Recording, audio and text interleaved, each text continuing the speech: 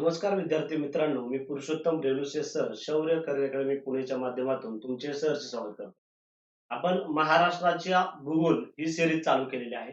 त्याच्यामध्ये आपण महाराष्ट्राचा जी पार्श्वभूमी आहे ती महाराष्ट्राची पार्श्वभूमी पाहिलेली आहे. महाराष्ट्राचे स्थान पाहिलेले आहे. महाराष्ट्राच्या क्षेत्रफळाविषयी माहिती पाहिलेली आहे. मागच्या भागामध्ये आपण महाराष्ट्राचे प्रादेशिक आणि प्रशासकीय जे विभाग आहेत या विभागांविषयी माहिती पाहिलेली आहे. तसंच ज्या राजकीय सीमा आहेत यांच्याविषयी माहिती पाहिलेली आहे.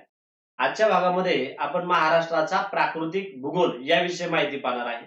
तर आपण महाराष्ट्राचा प्राकृतिक भूगोल पाहायचं म्हटलं तर आपल्याला नैसर्गिक सीमा, बरोबर ना, नैसर्गिक सीमा आणि ज्यामध्ये प्राकृतिक जो भूगोल आहे याच्यामध्ये तीन प्रकार आहेत. ते तीन प्रकार कोणते ते आपल्याला काय करायचे आहेत, पाहायचे आहेत. त्याच्या अगोदर ज्या भौगोलिक संकल्पना आहेत या संकल्पना आपल्याला समजून घ्याव्या लागतील. आजच्या भागामध्ये आपण महत्वाच्या भूगोलाच्या संकल्पना आणि प्राकृतिक किंवा भौगोलिक भूगोल याविषयी माहिती पाहणार आहे. याच्यामधलं आपण कोकण किनारपट्टी याविषयी माहिती पाहणार आहे. आपण जर पाहिलं तर भौगोलिक किंवा प्राकृतिक तीन प्रकार पडतात. त्याच्यामध्ये जर आपण महाराष्ट्राचा विचार केला तर कोकण किनारपट्टी पहिला भाग येतो. दुसरा भाग जो आहे तो पश्चिम घाट येतो आणि तिसरा भाग जो आहे तो महाराष्ट्र पठार येतो. याच्यामधला आपण कोकण किनारपट्टी विषयी संपूर्ण आजच्या भागामध्ये माहिती पाहणार आहे. आणि कोकण किनारपट्टीवर जर आपण पाहिलं तर बहुतांश प्रश्न जे आहेत ते जास्तीत जास्त प्रश्न महाराष्ट्राच्या भूगोलामध्ये कोकण किनारपट्टी याच्यावर प्रश्न काय करण्यात आलेले आहेत, विचारण्यात आलेले आहेत. याच्यामध्ये अगोदर जर आपण भौगोलिक संकल्पना पाहिल्या, महत्वाच्या संकल्पना आहेत की ज्या प्राकृतिक भूगोल पाहत असताना आपल्याला माहिती असणं काय आहे, गरजेचं आहे. त्याच्यामध्ये पहिला जी संकल्पना आहे प्रस्तरभंग. प्रस्तरभंग कशाला म्हटलं जातं बघा, पृथ्वीचा जो भूपटल आहे या भूपटलावर जे खडक आहेत या खडकांच्या थरामध्ये ताण ताण दाब किंवा घर्षण निर्माण होतं आणि त्याच्यामध्ये वेग निर्माण होते. मी काय सांगितलं, पृथ्वीच्या भूपटलावर जो खडक आहे या खडकांच्या थरांमध्ये जर आपण जे त्याला प्रस्तरभंग असं म्हटलं जातं, या थरांमध्ये ताण दाब किंवा घर्षणामुळे काय निर्माण होतं, वेग निर्माण होतं आणि यालाच प्रस्तरभंग असं म्हटलं जातं. बघा, मग हा असा सपाट जो भाग आहे तो इथं खाली आपल्याला इथं खचताना दिसेल. इथं काय झालेला आहे, तो इथं खचलेला आहे, बरोबर. आणि ही भेग निर्माण झाली, या ठिकाणी काय झालेलं आहे, भेग निर्माण झाली आहे. मग ताण किंवा दाब किंवा घर्षणामुळे खडकावर जी भेग पडते त्याला प्रस्तरभंग असं म्हटलं जातं. आणि मग जी भेग पडते या भेगेमुळं खडकांचे थर एकमेकांच्या जे संबंध आहे किंवा संदर्भात ते वर खाली जातात, बरोबर ना. हा भाग वर गेलेला आहे आणि भेग पडलेला भाग काय आलाय, खाली आलेला आहे, बरोबर. आणि मग त्यालाच काय म्हटलं जातं, प्रस्तरभंग असं म्हटलं जातं. मग बघा, उदाहरण जर आपण घेतलं तर कोकण किनारपट्टी जी आहे ती प्रस्तरभंगामुळे निर्माण झालेली आहे. तसंच भारतातील नर्मदा तापी दरी ही प्रस्तरभंगामुळे काय झालेली आहे, तयार झालेली आहे. लक्षात ठेवा, प्रस्तरभंग त्यामुळं प्रस्तरभंग जी संकल्पना आहे ती आपल्यासाठी महत्वाची आहे. सांगितलं काय मी की पृथ्वीच्या भूपटलात जे खडक आहेत या खडकांमध्ये घर्षण ताण दाब तयार होतो आणि एखादा जो भाग आहे तो काय होतो, खचतो. आणि हा खचलेला भाग एक वर भाग जातो आणि एक काय असतो रे, खाली निर्माण होतो आणि त्यालाच काय म्हटलं जातं, प्रस्तरभंग असं म्हटलं जातं. पुढे बघा, आता पर्वत. आता पर्वत कशाला म्हटलं जातं की आजूबाजूचा प्रदेश आहे या आजूबाजूच्या प्रदेशापेक्षा तो भाग कसा असतो रे, उंच असतो आणि विस्तीर्ण आणि तीव्र उताराचा असतो. आजूबाजूचा जो भाग आहे या भागापेक्षा हा भाग कसा असतो रे, उंच असतो आणि त्याचा उतार कसा असतो, तीव्र असतो, विस्तीर्ण तो असतो, भूभाग असतो. साधारणपणे जर आपण विचार केला तर 600 मीटर पेक्षा जास्त उंची असलेला भाग जो आहे, 600 मीटर पेक्षा जास्त उंची असलेला भाग, त्याला काय म्हटलं जातं रे, पर्वत असं म्हटलं जातं. याचे प्रकार पडतात गट पर्वत, ज्याला ब्लॉक माउंटन किंवा फॉल्ट ब्लॉक माउंटन असं म्हटलं जातं. मग इथं काय होतं, प्रस्तरभंगामुळं जे तयार झालेले पर्वत आहेत, मी सांगितलं प्रस्तरभंग म्हणजे काय. प्रस्तरभंगामुळे बघा, इथं जर आपण डायग्राम पाहिली तर बघा, या ठिकाणी इथं हा भाग वर गेलेला आहे आणि हा भाग काय झालाय, खाली गेलाय. परत हा वर गेलाय, हा काय गेलाय, खाली गेलेला आहे, बरोबर ना. मग भूपटलात ताण निर्माण झाल्यावर काही भाग काय जातो, खाली बसतो आणि एखादा भाग काय जातो, वर उचलला जातो. आणि वर उचललेला जो मोठा भाग आहे या भागालाच गटपर्वत असं म्हटलं जातं. काय म्हटलं जातं? गटपर्वत. मग गटपर्वतामध्ये जो उचललेला भाग आहे त्याला हॉर्स्ट असं म्हटलं जातं. म्हणजे हा भाग जो उचललेला भाग आहे त्याला काय म्हटलं जातं? हॉर्स्ट म्हटलं जातं. आणि खाली बसलेला भाग आहे त्याला ग्रामीण असं म्हटलं जातं. म्हणजे आता बघा, जर भाग उचलला गेला तर जो खाली गेलेला आहे त्या ठिकाणी काय होते? दरी दरी निर्माण होते, दरी, किंवा त्यालाच आपण खोरी असं म्हटलं जातं. आणि जो उंचावलेला भाग आहे त्याला काय म्हटलं जातं? गटपर्वत. त्याला काय म्हटलं जातं रे? गटपर्वत असं म्हटलं जातं. पुढे आहे अवशिष्ट पर्वत. आता अवशिष्ट पर्वत म्हणजे काय? की दीर्घकाळ चाललेला अपक्ष. दीर्घकाळ चाललेला अपेक्ष म्हणजे मोठ्या प्रमाणात त्या ठिकाणी चाललेला घर्षण, म्हणजे त्या ठिकाणचे काय होतं रे? झीज होते. आणि त्या प्रक्रियेमुळे आसपासचा मऊ भूभाग झिजून निघून जातो. काय होतं? घर्षणामुळं जो मऊ भाग असतो हा मऊ भाग काय जातो? निघून जातो. आणि त्या ठिकाणी कठीण खडकांचा भाग फक्त काय राहतो? शिल्लक राहतो. आसपासचा जो मऊ भाग आहे ह्या घर्षणामुळे काय होतं?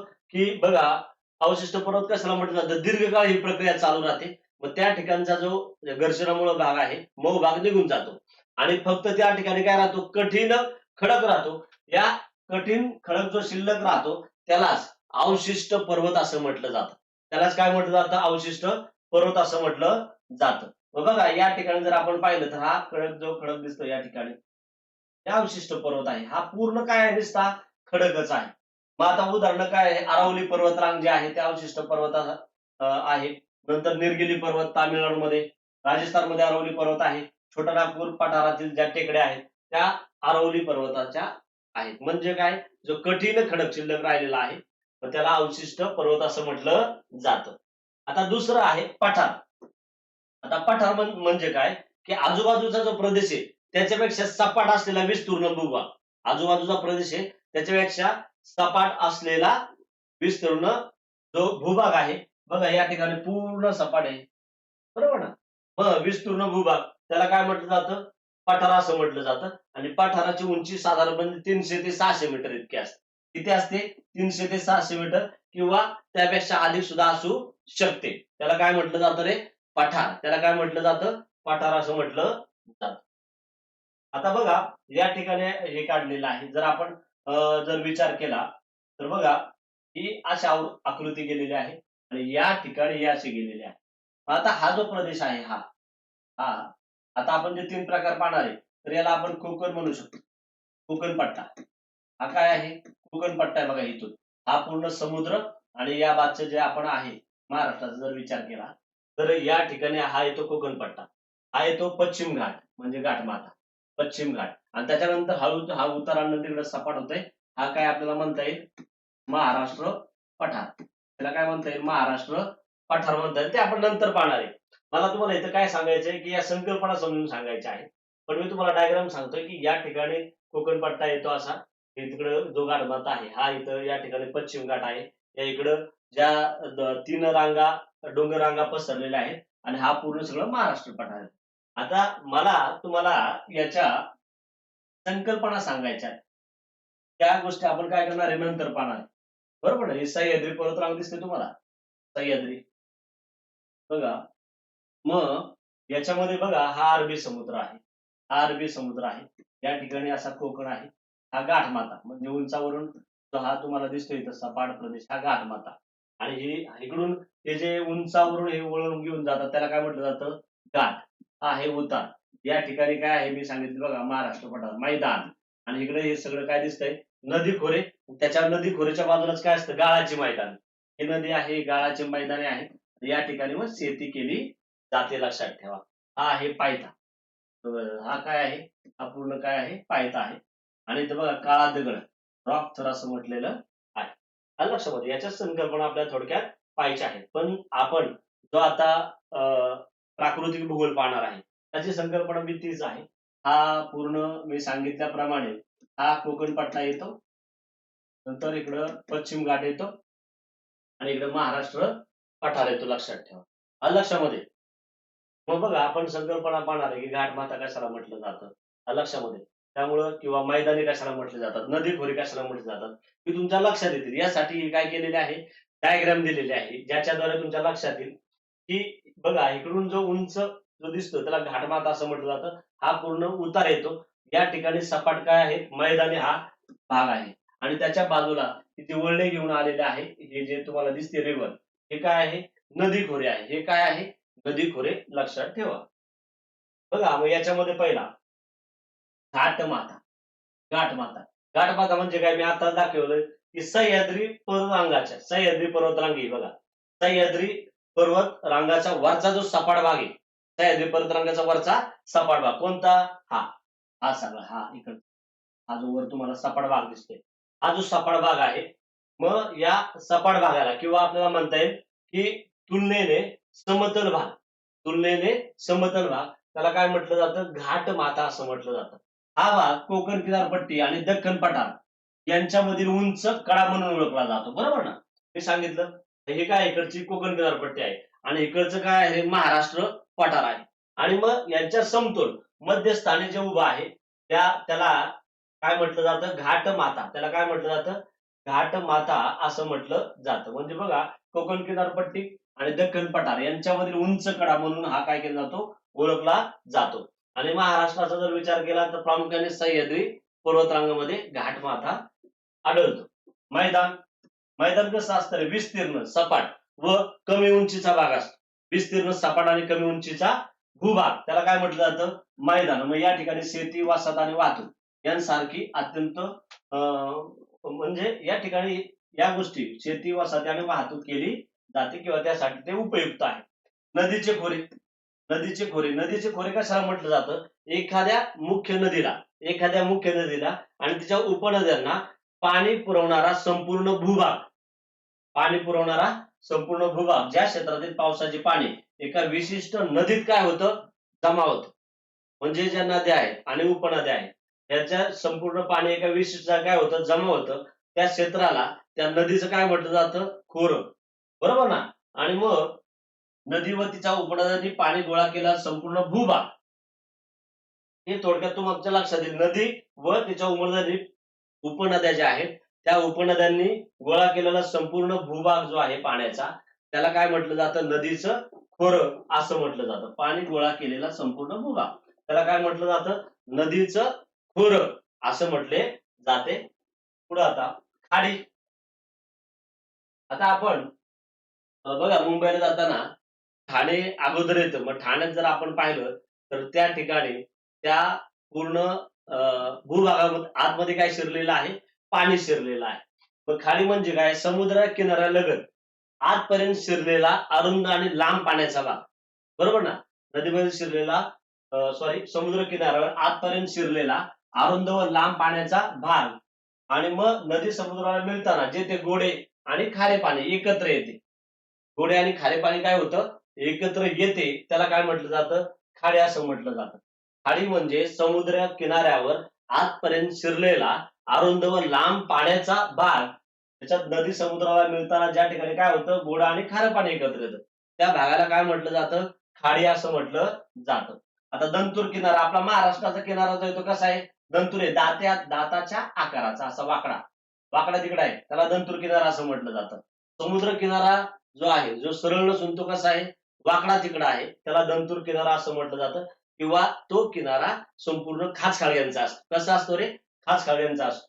बघा, किनाऱ्यावर अनेक लहान मोठे खाड्या, उपसागर, बेट असल्यामुळे त्या ठिकाणी दातांसारखा त्याचा आकार दिसतो. त्या ठिकाणी लहान मोठ्या खाड्या असतात, उपसागर आणि बेट असतात, त्यामुळे त्याचा आकार कसा असतो रे, दातासारखा असतो. त्यामुळे त्याला दंतूर किनारा असं म्हटलं जातं. महाराष्ट्राचा कोकण किनारपट्टी आपली, जर आपण कोकण किनारपट्टी पाहिली तर मी आताच सांगितलं याप्रमाणे आहे, बरोबर ना. 720 किलोमीटर समुद्र किनारा लाभलेला आहे. या ठिकाणी संपूर्ण काय आहे, दंतू किनारे, कारण का लहान लहान लहान खाड्या आहेत, बरोबर, बेट आहेत आणि त्यामुळं तो दातासारखा दिसतो, त्यामुळे त्याला दंतूर किनारा असं म्हटलं जातं. आलं लक्षामध्ये. आता महत्वाचं, आपल्याला महाराष्ट्राची प्राकृतिक रचना पाहायची आहे. त्याच्यामध्ये जर तुम्ही पाहिलं तर आपल्याला आजच्या भागामध्ये हा भाग पाहायचा, बरोबर ना. बघा, अपूर हा या ठिकाणी गोवा आहे, हा भाग पाहायचा, बरोबर. पालघर तो, बरोबर. हा येतो कोकण किनारपट्टी, याचे 3 भाग पडतात, मी सांगितलं. हा येतो कोकण किनारपट्टी, नंतर हा पश्चिम घाट, आणि त्याच्यानंतर महाराष्ट्र पठार. बघा याच्यामध्ये जर आपण पाहिलं हे 3 रंग महाराष्ट्र पठार किंवा त्याला दख्खनचं पठार असं म्हटलं जातं. तर याच्यामध्ये या डोंगर रांगा आहेत. या ज्या आपल्याला दिसतायत त्या कलरच्या, माती कलरच्या ह्या सगळ्या काय आहेत? त्या डोंगर रांगा आहेत. आणि या साईडला जो पसरलेला आहे हा कोणता भाग आहे? महाराष्ट्र पठार आहे. हा कोणता भाग आहे? महाराष्ट्र पठार आहे. आता महाराष्ट्राची प्राकृतिक रचना पाहत असताना आपल्याला अगोदर त्याच्या नैसर्गिक काय पाहाव्या लागतील? सीमा पाहाव्या लागतील. आपण पाहिलं बघा इथं पूर्वेला डोंगर रांग आहे, इथं पूर्वेला डोंगर रांग आहे, उत्तरेला डोंगर रांग आहे, या ठिकाणी नदी आहे, इकडे नद्या आहेत दक्षिणेला. आणि या ठिकाणी जर पाहिलं तर अरबी समुद्र आहे. या ठिकाणी काय आहे? अरबी समुद्र आहे. मग इथं एक रांग आहे, इथं एक रांग आहे आणि इकडे या 3 टेकड्या आहेत. या ठिकाणी टेकड्या आहेत, या ठिकाणी नद्या आहेत. बरोबर ना? या ठिकाणी अरबी समुद्र आहे. मग जर आपण पाहिलं तर बघा मी सांगितल्याप्रमाणे की तोरणमाळ डोंगररांग आणि सातपुडा पर्वत. बरोबर ना? तोरणमाळ डोंगररांग, सातपुडा पर्वत आणि तोरणमाळ डोंगररांग. बरोबर. आणि त्या पूर्वेला छत्तीसगडच्या साईडला जर आपण पाहिलं तर त्या ठिकाणी बघा पूर्वेला दरपेसा टेकड्या, चिरोल टेकड्या आणि भामरागड टेकड्या. तर कोणत्या जिल्ह्यामध्ये आहेत काय ते आपण संपूर्ण नंतर पाहणार आहे. आपण फक्त आता नैसर्गिक सीमा पाहतोय. या ठिकाणी त्या 3 टेकड्या आहेत. या 3 बघा इथं सातपुडा पर्वत आहे, तोरणमाळ डोंगर आपण जर पाहिलं तर या ठिकाणी पूर्वेला दरकेसा टेकड्या, चिरोल टेकड्या आणि भामरागड टेकड्या आहेत. इकडे उत्तरेला तोरणमाळ डोंगररांग आणि सातपुडा पर्वत आहे. दक्षिणेला ताम्रपर्णी नदी आहे. दक्षिणेला काय आहे? ताम्रपर्णी नदी आहे. आणि पश्चिमेला काय आहे? अरबी समुद्र आहे. हे नैसर्गिक सीमा आहे. आपल्या महाराष्ट्राच्या काय आहेत? नैसर्गिक सीमा आहेत, लक्षात ठेवा.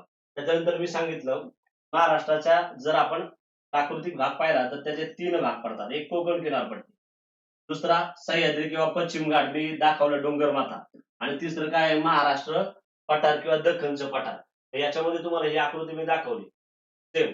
बघा या ठिकाणी हा कोकण पट्टा आहे, तुम्ही सांगितलं हा सगळा काय आहे? कोकण पट्टा आहे. त्याच्यानंतर हा सह्याद्री पर्वतरांग आहे. बरोबर इथं सह्याद्री पर्वतरांग येते, इथे या ठिकाणी घाटमाथा आहे किंवा पश्चिम घाट म्हणता येईल आपल्याला. तर या ठिकाणी महाराष्ट्र पठार किंवा दख्खनचं पठार. बरोबर. तर याचे असे 3 प्राकृतिक आपल्या महाराष्ट्राचे किती भाग पडतात? 3 भाग पडतात. याच्यामध्ये मी तुम्हाला सांगितलं की या ठिकाणी हा जो आहे हा काय आहे? कोकण पट्टा आहे. हा कोणता पट्टा आहे? हा कोकण पट्टा आहे. त्यानंतर हा जो तुम्हाला दिसतो या ठिकाणी हा जो पट्टा आहे या ठिकाणी असा हा जो पट्टा आहे हा पश्चिम घाट आहे. आणि त्याच्यानंतर इकडचं सगळं काय आहे? महाराष्ट्र पठार. महाराष्ट्र पठाराने जास्त महाराष्ट्र पूर्ण व्यापलेला आहे. बरोबर ना? मग याच्यातला आपण आजच्या भागामध्ये कोकण पट्टा याविषयी माहिती पाहणार आहे. कशाविषयी माहिती पाहणार आहे रे? कोकण पट्टा. त्याच्यामध्ये तुम्हाला मी नैसर्गिक सीमा सांगितल्या. पूर्वेला दरकशा टेकड्या, चिरोल टेकड्या आणि भामरागड टेकड्या येतात. तर उत्तरेला तोरणमाळ डोंगर आणि सातपुडा काय येतो? पर्वत येतो. दक्षिणेला ताम्रपर्णी नदी येते. नैसर्गिक सीमा सांगते, महाराष्ट्राच्या नैसर्गिक सीमा. आणि या पश्चिमेला काय येतो रे? अरबी समुद्र. त्यानंतर आपण प्राकृतिक भाग पाहिले, कोकण किनारपट्टी, सह्याद्री किंवा पश्चिम घाट आणि महाराष्ट्र पठार किंवा दख्खनचं पठार. याच्यामधलं आपण कोकण किनारपट्टी किंवा कोकण किनारपट्टीचे आपण आता काय करणार आहे? आजच्या भागामध्ये आपण एक एक भाग व्यवस्थित समजून घेणार आहे. आणि जर तुम्हाला ज्या ठिकाणी बघा कमेंटद्वारे मला तुमची माहिती कळवा की काही गोष्टी अजून सांगायच्या असतील तर मी त्याचं व्यवस्थित विश्लेषण करू शकतो. मग कोकण किनारपट्टीविषयी आपण आजच्या भागामध्ये काय करणार आहे? माहिती पाहणार आहे. याच्यामध्ये मी सांगितलं महाराष्ट्राचे 3 प्रमुख प्राकृतिक विभाग पडतात. बरोबर ना? पहिला आहे कोकण किनारपट्टी. मग अरबी समुद्राच्या लगत आहे. अरबी समुद्राच्या काय आहे रे? अरबी समुद्राच्या लगत आहे. कोकण किनारपट्टी जर आपण पाहिलं तर जास्त काय पडतो रे? पाऊस पडतो जास्त. आणि किनारा कसा आहे? मी सांगितल्याप्रमाणे दंतुरे, खाड्या आहेत, बेटे आहेत. बरोबर ना? मग त्यामुळं तो किनारा कसा आहे? कोकण किनारपट्टी ही कशी आहे रे? दंतूर आहे. आणि याच्याविषयी आपण आजच्या भागामध्ये माहिती पाहणार आहे. दुसरा भाग आहे सह्याद्री पर्वत. या ठिकाणी डोंगर रांगा आहेत. बरोबर ना? डोंगर रांगा आहेत. त्यानंतर घाटमार्ग आहेत. नंतर त्या ठिकाणी नद्यांचं काय आहे? ते उगमस्थान आहे. नद्यांचं काय आहे? उगमस्थान आहे. महाराष्ट्रातील ज्या प्रमुख नद्या आहेत त्यांचं काय आहे? उगमस्थान आहे सह्याद्री पर्वतरांग. आणि तिसरं आहे महाराष्ट्र पठार. त्याला दख्खनचं पठार किंवा इथं सुद्धा याला पश्चिम घाट असं म्हटलं जातं. तर महाराष्ट्र पठार दख्खन पठाराचा भाग, दख्खन पठाराचा भाग आहे. विस्तीर्ण. आता आपण पठार म्हणजे काय? सपाट प्रदेश. या ठिकाणी काळी माती असते. बरोबर. आणि महत्वाच्या नद्या या या ठिकाणी आहेत. गोदावरी, कृष्णा, भीमा. ज्या महत्वाच्या नद्या आहेत या नद्या महाराष्ट्र पठारावर. याच्यामध्ये महत्वाचं आजच्या भागामध्ये आपण काय पाहणार आहे, कोकण किनारपट्टी याच्याविषयी माहिती पाहणार आहे. मग याच्या अगोदर आपल्याला कोकणाची काय पाहावी लागेल, पार्श्वभूमी. कोकणाची काय पाहावी लागेल आपल्याला, पार्श्वभूमी किंवा याचा इतिहास पाहावा लागणार आहे. जर आपण पाहिलं तर कोकण किनारपट्टी जी आहे तिचं प्राचीन नाव जे आहे, कोकण किनारपट्टीचं प्राचीन नाव, त्याला अपरांत असं म्हटलं जातं. काय म्हटलं जातं रे, अपरांत. कोकण किनारपट्टीचं प्राचीन नाव अपरांत असं होतं. त्या व्यतिरिक्त जर आपण ऐतिहासिक संदर्भ पाहिला तर त्याला गोमांचल काय म्हटलं जातं, गोमांचल आणि सप्त कोकण काय म्हटलं जातं रे, गोमांचल आणि काय म्हटलं जातं, सप्त कोकण असं म्हटलं जातं. स्कंद पुराणात त्याचं वर्णन करण्यात आलेलं आहे. आलं सर, गोमांचल आणि सप्त. तसं मी काय सांगितलं, त्याला काय म्हटलं जातं, अपरांत असं म्हटलं जातं. जर आपण प्राचीन काळ पाहिला तर प्राचीन काळामध्ये हडदच्या दक्षिणेकडील किनारपट्टी म्हणून ते ओळखले जाते. हडदच्या दक्षिणेकडील किनारपट्टी कोकण म्हणून कोकण ओळखली जाते. आणि हा जो टॉलमी आहे त्या टॉलमीने काय म्हटलंय, गुजरात व उत्तर कोकणाला त्याने लारिका, गुजरातला काय म्हटले, लारिका म्हटलेलं आहे. आणि कोकणाला कोकणाचं दक्षिण कोकण आहे तिला आरिका म्हटलेलं आहे. लारिका.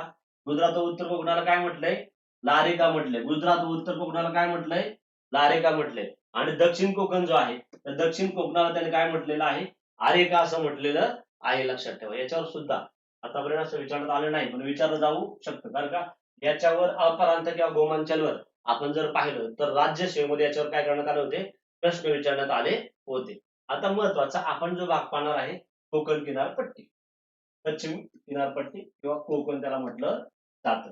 जर आपण पाहिलं तर या ठिकाणी बघा, इथं पालघर, इथे येते बोर्डी तळासरी, या ठिकाणी बोर्डी तळासरी, इथं, इकडे नाहीये, इथे येते बोर्डी तळासरी.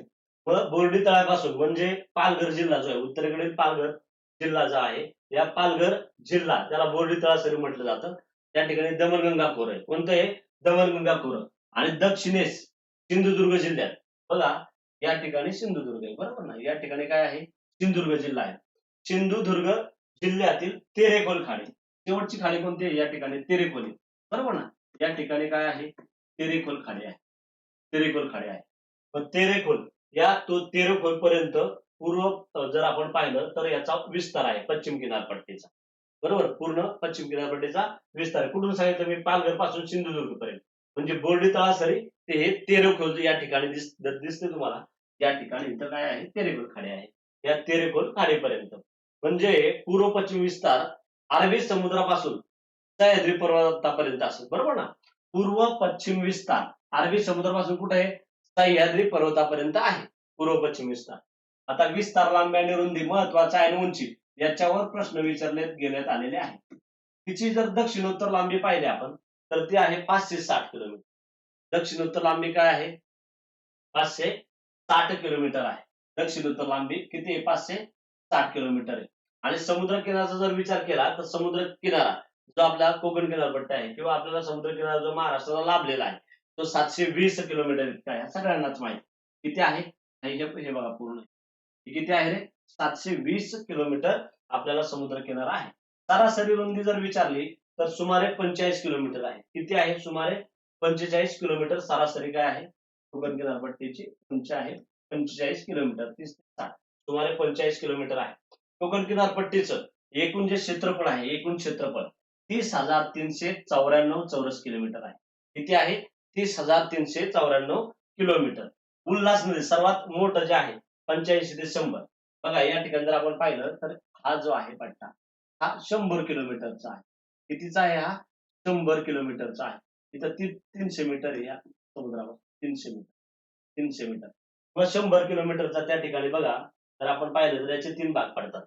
हे बघा उत्तर कोकण, बघा इथपर्यंत उत्तर कोकण आहे.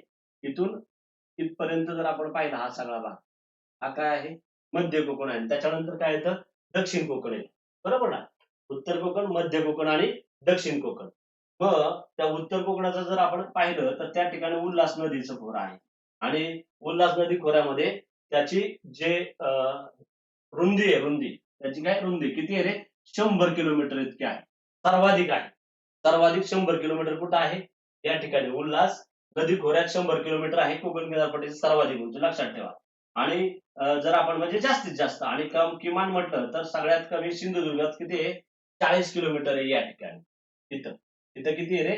40 किलोमीटर इतकी आहे. कमी किती आहे? 40 किलोमीटर सिंधुदुर्ग या ठिकाणी आहे. उल्हासनगरच्या खोऱ्यात किती आहे? 100 किलोमीटर इतकी आहे. समुद्र सपाटीपासून जी उंची मी सांगितलं तुम्हाला या ठिकाणी, हे जे तुम्हाला अंतर दिसतं हे तिथं 300 मीटर आहे. 5 ते 300 मीटर. किती आहे? 300 मीटर या ठिकाणी आहे. आणि जर आपण पाहिलं तर उत्तरेकडून दक्षिणेकडे तो कसा होत गेला? निमुळतात गेला. बरोबर ना? बघा ना. हे जे दिसतंय तुम्हाला उत्तरेकडून दक्षिणेकडे कसा होत गेलेला आहे रे? निमुळता होत गेलेला आहे. त्यानंतर सर्वाधिक समुद्र किनारा लांब जिल्हा रत्नागिरी आहे. कोणता आहे? रत्नागिरी आहे. आणि सर्वाधिक जो आहे तो सर्वाधिक रत्नागिरी आहे आणि सर्वात कमी कुठे आहे? ठाण्याला 25 किलोमीटरचा आहे मला. 25 किलोमीटर.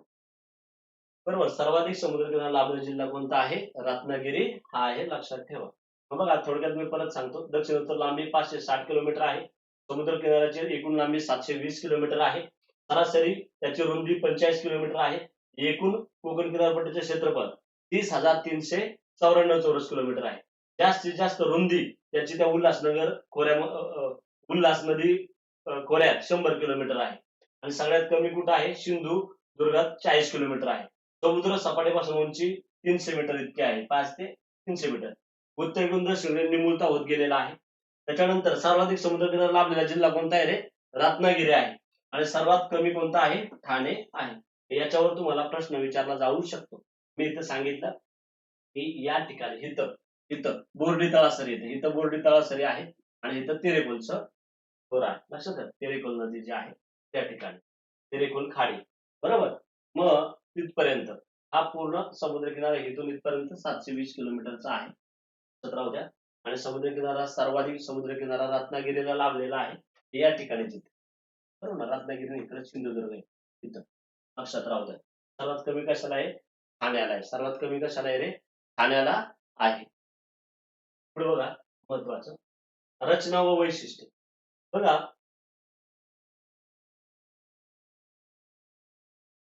हा प्रदेश जर पाहिलं तर सपाट मैदानासारखा तो नाहीये. त्या ठिकाणी नद्या आणि रांग आहेत. बरोबर. सगळ्या त्या तिकडून काय आहेत? पूर्ण नद्या आणि उपरांगाने पूर्ण तो काय झालेला आहे? पिंजलेला आहे. सह्याद्रीतून उगम पावणाऱ्या ज्या असंख्य नद्या आहेत. सह्याद्रीकडून उगम पावणाऱ्या असंख्य नद्या आहेत. त्या पूर्वेकडून पश्चिमेकडे वाहतात. पूर्वेकडून काय वाहतात? आपण ज्यावेळेस नदी प्रणाली पाहणार आहे त्यावेळेस तुम्हाला व्यवस्थित समजून सांगेल. आता सध्या बघा पावणाऱ्या काय सांगितलं? सह्याद्रीतून उगम पावणाऱ्या असंख्य नद्या पूर्वेकडून कुठे? पश्चिमेकडे वाहून त्या समुद्राला मिळतात. पूर्वेकडून कुठे वाहतात? पश्चिमेला. पूर्वेकडून कुठे वाहतात? पश्चिमेला. बरोबर ना?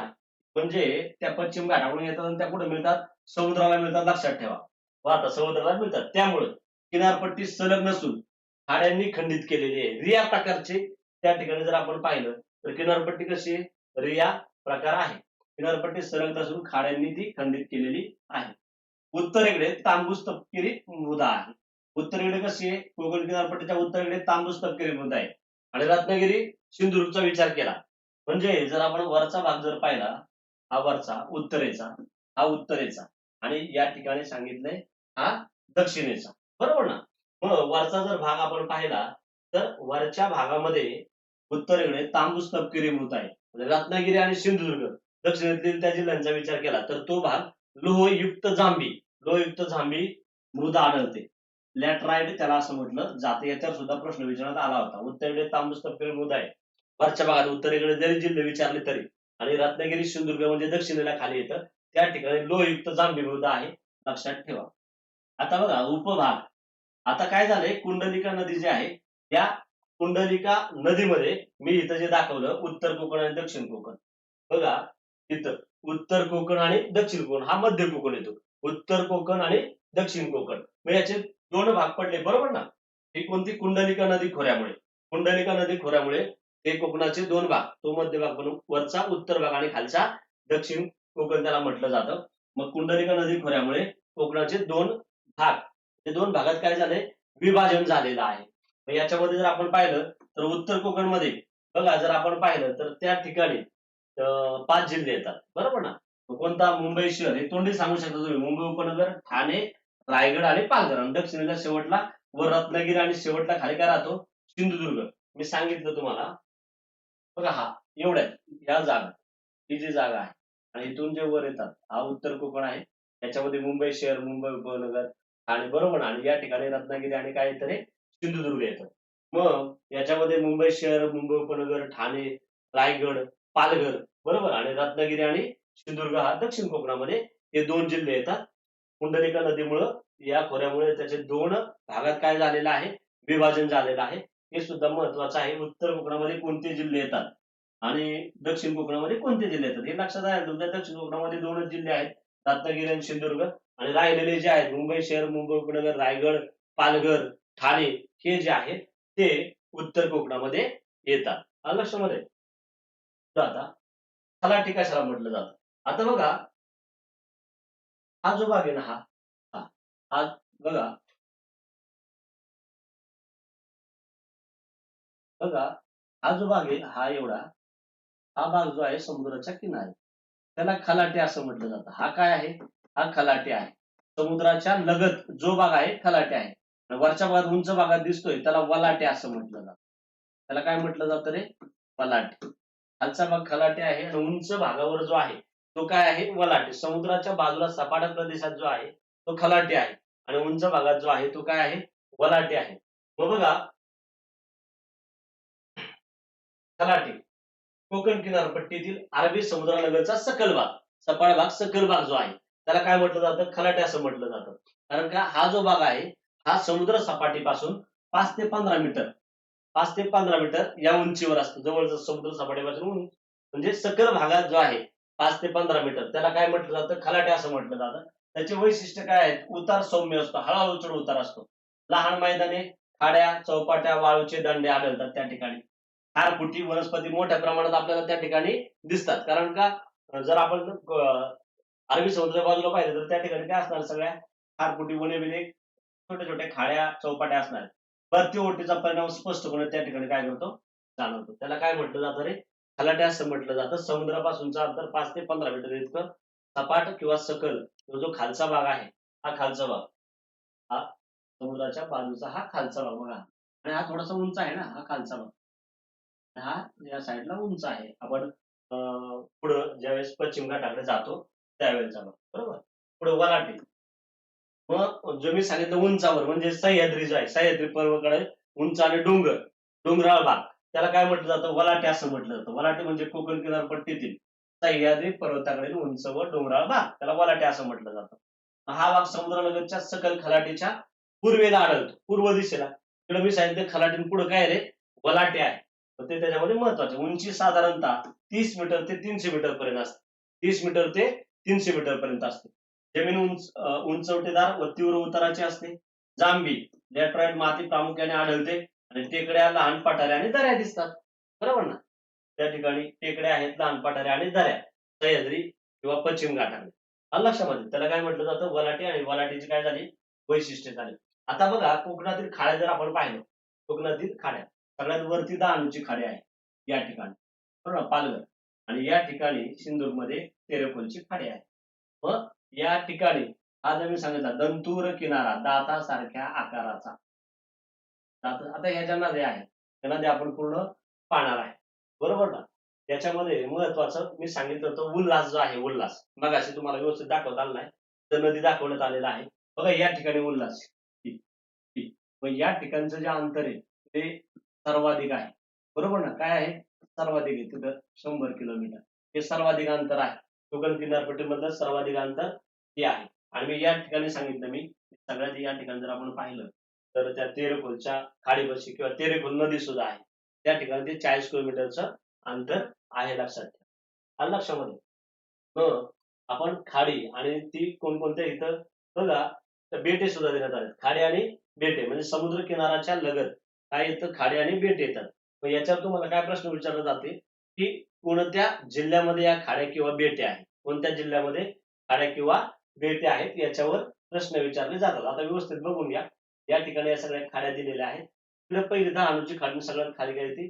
तेरेखोलची खाडी. कोणत्या जिल्ह्यामध्ये कोणकोणत्या खाड्या येतात त्याच्याविषयी आपण माहिती पाहणार आहे. बघा आता या ठिकाणी पालघर, पालघर जिल्ह्यामध्ये जर आपण पाहिलं तर 2 खाड्या येतात. मग ते ठाण्यामध्ये सुद्धा येते एकत्र. बघा नदी आहे वैतरणा, नदी आहे वैतरणा, दातीवारा खाडी, खाडी कोणती दातीवारा, जिल्हा आहे पालघर. पालघर जिल्ह्यामध्ये दातीवारा खाडी आहे ती वैतरणा नदी आहे. आणि पुढं पालघर आणि ठाणे या दोघांमध्ये वसईची खाडी आहे उल्हास नदीवर. ही उल्हास नदी आहे आणि त्या ठिकाणी खाडी कोणती आहे, वसई खाडी, पालघर, ठाणे. रायगड जिल्ह्यामध्ये जर आपण पाहिलं तर रायगड जिल्ह्यामध्ये 4 खाड्या येतात.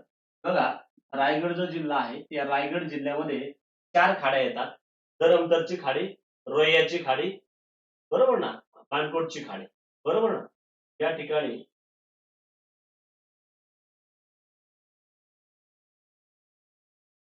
राजापूरची खाडी आहे, बरोबर. रोह्याची खाडी आणि राजापूरची खाडी. डबल झाले. इथं कोणती आहे रे, राजापूर, राजापूर, राजापूरची खाडी, बरोबर. राजापूरची खाडी. रायगडमध्ये 4 येतात बघा, धरमतर खाडी, रोह्याची खाडी, राजापूर आणि मानकोट. तुम्ही जर इथं पाहिलं बघा, धरमतरची खाडी, रोह्याची खाडी, राजापूरची खाडी आणि बाणकोटची खाडी. आलं लक्षामध्ये, हे ठिकाण, बरोबर. मग या ठिकाणी म्हणजे रायगडवर 4 खाड्या येतात, पालघरमध्ये आणि ठाण्यामध्ये 1 मिळून आणि दातीवारा खाडी आहे. पालघर दातीवारा खाडी वसईची. नद्या आहेत या ठिकाणी बघा, रायगडमध्ये पाताळगंगा, रायगड इथं रोह्याच्या खाडीच्या तिथं बाव आहे. त्याच्यानंतर रायगड, राजापूर खाडी आहे, कुंडलिका नदी आहे. नदी कोणती आहे, कुंडलिका नदी, खाडी आहे राजापूरची खाडी आणि रायगड. परत इथं सांगतो मी बघा, पाताळगंगा नदी, खाडी आहे धरमतरची, जिल्हा कोणता आहे, रायगड. पाव नदी आहे, रोह्याची खाडी आहे, रायगड. त्यानंतर कुंडलिका नदी आहे, राजापूरची खाडी आहे आणि रायगड आहे. पुढं सावित्री नदी, खाडी कोणती आहे, बाणकोट खाडी आणि जिल्हा कोणता आहे, रायगड. रायगडमध्ये 4 खाड्या येतात. जर आपण पाहिलं तर रायगडमध्ये 4 खाड्या येतात, पालघरमध्ये 2 येतात, ते ठाण्यामध्ये त्याची 1 येते, बरोबर. रत्नागिरी पाहिलं तर रत्नागिरीमध्ये सुद्धा किती येतात, तरी 4 येतात. रत्नागिरीमध्ये दाभोळची खाडी, जयगड खाडी, वाघाटोली खाडी आणि विजयदुर्ग खाडी. या नद्या जर आपण पाहिलं, वशिष्ठ, शास्त्री, शुकगड या ठिकाणी व्यवस्थित देण्यात आलेलं आहे. बघा, दाभोळ आणि विजयदुर्ग जर आपण पाहिलं, बघा दाभोळ आणि या ठिकाणी जर आपण पाहिलं तर त्या महत्वाच्या आहेत त्या विजयदुर्गची खाडी, बरोबर ना. मग मधल्या जर ज्या आहेत त्या महत्वाच्या खाड्या घेतलेल्या आहेत त्याच्यामध्ये. याच्यामध्ये बघा, दाभोळ खाडी, जयगड खाडी, वाघोठाणी खाडी आणि विजयदुर्ग खाडी कशामध्ये, रत्नागिरीमध्ये आहे. हे 2 येतात, रत्नागिरी आणि सिंधुदुर्ग. कोणती, विजयदुर्ग खाडी.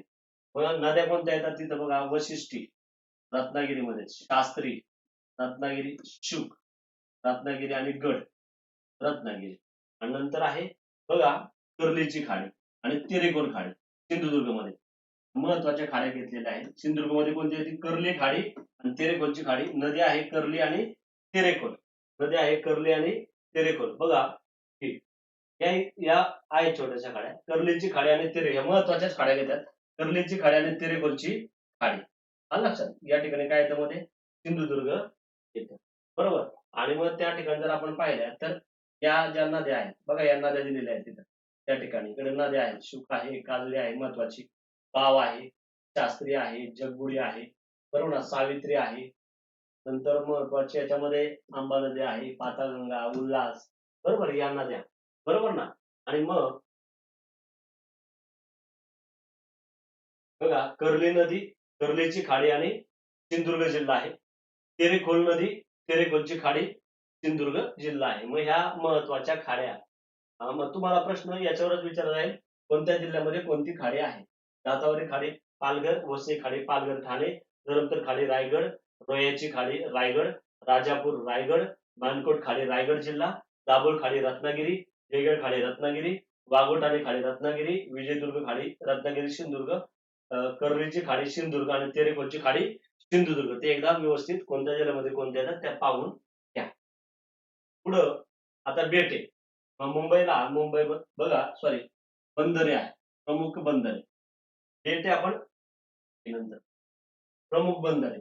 मग याच्यामध्ये जर आपण पाहिलं तर 47 पेक्षा जास्त बंदरे महाराष्ट्रात आहे.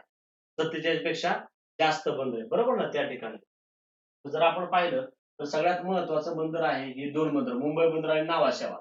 त्याला JNPT असं म्हटलं जातं. मुंबईमध्ये मुंबई बंदर आहे रायगडमध्ये नावाशिवाय लक्षात ठेवा, याच्यावर प्रश्न विचारला होता. रायगड जिल्ह्यामध्ये आहे. त्यानंतर देवदंडा रायगड जिल्ह्यामध्ये आहे.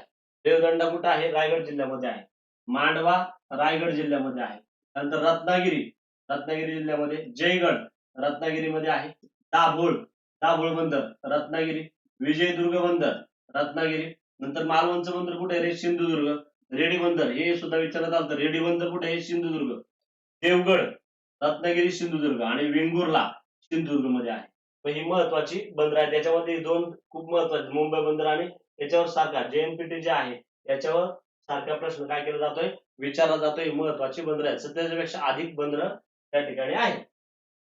बघा, मग मुंबई बंदर जे मी म्हटलं, मुंबई बंदर देशातील महत्वाचं नैसर्गिक खोल पाण्याचं बंदर आहे.